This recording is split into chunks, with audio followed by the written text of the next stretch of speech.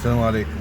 والله اللي يعمل حادثة في البرازيل يقوم راجع بعربيته، يعني لو حد خبطك في البرازيل هنا يقوم راجع بعربيتك خبطها له، دي بقى عشان القانون هنا ما بينصفش، بتقعد وقت كتير، بتقعد وقت كتير. والله الراجل اللي خبطني ده البوليس جه بيقول لي ده ما كانش راضي يخليني اركن العربية وكان هيضربني، كان هيلبسني نصيبه.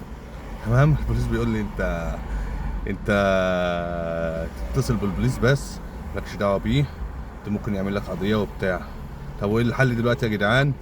بيقول لي هتاخد المحضر وتجيب 3 فواتير وتعرضهم عليه، ما دفعش تروح للقاضي، للمحكمة.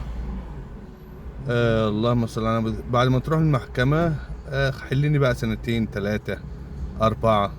احلى حاجه بقى تقوم انت راجع بعربيتك خبطها له زي ما خبطها لك وخلاص، خلصت بكده. تمام، واحده قصاد واحده وخلاص.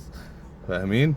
وتاني هام يعني ايه الناس حبايبنا اللي بتيجي البرازيل، انا ما بقى يعني يوم الاربع ببقى فاضي، عشان ما بحبش اخد فلوس من حد، عشان انت هتعطلني اقول لك كذا تقعد تحسبها لي بالمصري وتوجع دماغي وبيحصل لي حاجه. يعني هي ما بتبقاش ماشيه كده، بيحصل حاجه في العربيه، يحصل حاجه فيا، بيحصل حاجه في اي حاجه.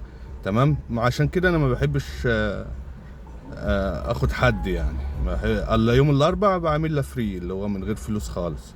فاهمين؟ بس يا جدعان صلى على النبي كده وربنا يصلح حالنا جميعا. وانا قبل الهوجة بتاعت بلد الاحلام ديت انا كنت عايش في سلام والعمليه ماشيه تمام وكل تمام.